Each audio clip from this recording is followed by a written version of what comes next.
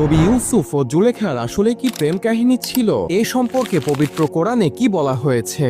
সে সময় মিশরের বাদশার স্ত্রী ছিলেন জুলেখা। তিনি নবী ইউসুফের সৌন্দর্য দেখে তার উপরে আকৃষ্ট ছিলেন। তিনি নবী ইউসুফের সাথে শারীরিক সম্পর্কে লিপ্ত হবার জন্য প্রস্তাব প্রদান করেন, কিন্তু নবী ইউসুফ আল্লাহর ভয়ে সে প্রস্তাব প্রত্যাখ্যান করেন এবং এই কারণে তাকে মিথ্যা অভিযোগে কারাগারে পাঠানো হয়। দীর্ঘ 7 বছর কারাগারে কাটানোর পর তিনি মিশরের বাদশার একটি স্বপ্নের ব্যাখ্যা দিয়ে কারাগার থেকে মুক্তি পান এবং নবী ইউসুফকে মিশরের অর্থনৈতিক মন্ত্রী বানিয়ে সম্মান দেওয়া হয়। কোরআন ও হাদিস অনুযায়ী নবী ইউসুফের জীবনে কোনো প্রেম কাহিনীর ঘটনা পাওয়া যায় না, বরং পাওয়া যায় ইউসুফ নবীর সত্যতা ও ধৈর্য এবং আল্লাহর প্রতি দৃঢ় বিশ্বাসের পরীক্ষা। তাই কোরআন ও হাদিস মোতাবেক কোনো সহিহ বর্ণনা পাওয়া যায় না যেখানে ইউসুফ ও জুলেখার প্রেম কাহিনীর কথা বলা হয়েছে।